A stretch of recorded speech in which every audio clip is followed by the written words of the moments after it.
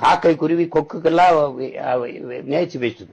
இப்ப நீங்க வந்து பாருங்க, மாடியில புறாவுக்கு இற போடுறோம், தண்ணி வைக்கிறோம், காக்கைக்கு தினம் முட்டை மீன் அவிச்சு வைக்கிறோம், காக்கைக்கு தினம் முட்டை மீன் அவிச்சு வைக்கிறோம், தினம் முட்டை மீன் அவிச்சு வைக்கிறோம், அவ்வளவு இது பண்றோம். அது கூட வேடிக்கை சொன்ன நம்ம விட்டு சோறு திங்கிறது, சோறு திங்கிறது, சோறு திங்கிறது, முட்டை சொன்னீங்க, சோறு வச்சா திங்காதுப்பா.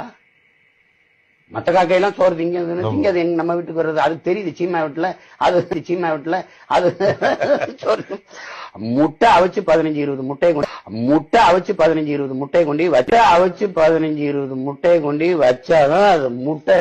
ஒரு மார்க்கத்தை தான் சைவர், மத்த எல்லாம் அசைவர்னு தெரிஞ்சிருக்காது. அவ வந்து நான் கூட சிரிப்பேன், டேய் ஏடா இந்த நிமிஷம் கூட்டுறீங்க, அவங்க அம்மா வந்து வச்சா சிக்க மாட்டாங்க. சேட்டை பத்தி இல்லைங்க இவங்களுக்கு. சோறு வச்சா நெய் சோறு வைக்கணும், சோறு வச்சா நெய் சோறு வைக்கணும்.